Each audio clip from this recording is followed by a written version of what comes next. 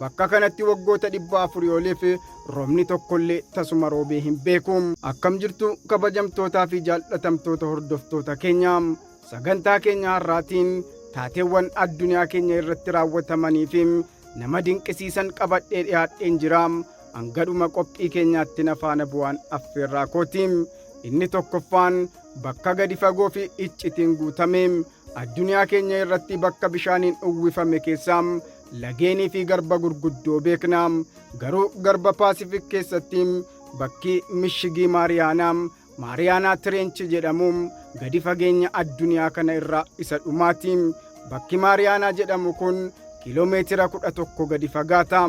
Ajaa'ibni isaa gaarri Everest bishaan kanaan yoo liqimfame bishaanichi kiiloomeetira 2 ol irraa ol fagaata. Jireenyi achi keessaa dhiibbaa bishaanii ulfaataa fi dukkana hamaan alatti uumamni bifa adda addaa qaban achi keessa jiraatu. Inni lammaffaan gammoojjii Ataakaamaati. Bakka gammoojjii Ataakaamaa kanatti roobni waggoota 400f roobee hin beeku.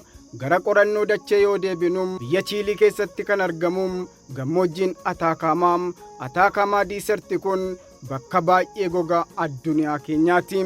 Bakka kanatti waggoota 400 oliif roobni tokkollee tasuma roobee hin beeku. Wal fakkeenyi isaa dacheen bakka kana baay'ee gogaa fi dhagaa waan ta'eef hayyoonni naasaa barruu kaleedhaaf uummata Maarsiirratti qubachuuf shaakala itti taasisan dhiheenya kanatti fayyadamaniiru. Inni sadaffaan mukeen baa'oobabaati.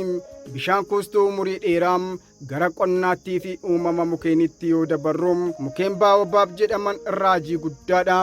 Mukeen kun ruuda isaanii keessatti yookaan jirma isaanii keessatti bishaan leetira 100,000 ol kuusuu danda'u.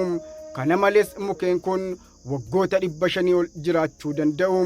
Isaanis akka nama bishaan uumamaa tajaajilamu. Kabajamtoota hordoftoota keenya taateewwan ajaa'ibsiisoo har'aaf qabannee dhiyaanne kanumaan xumurreerra. Yaada keessan naaf qooduu hin dagatinaa. An Abdussalaam Araarsaan ture. Nagaa naaf ta'a.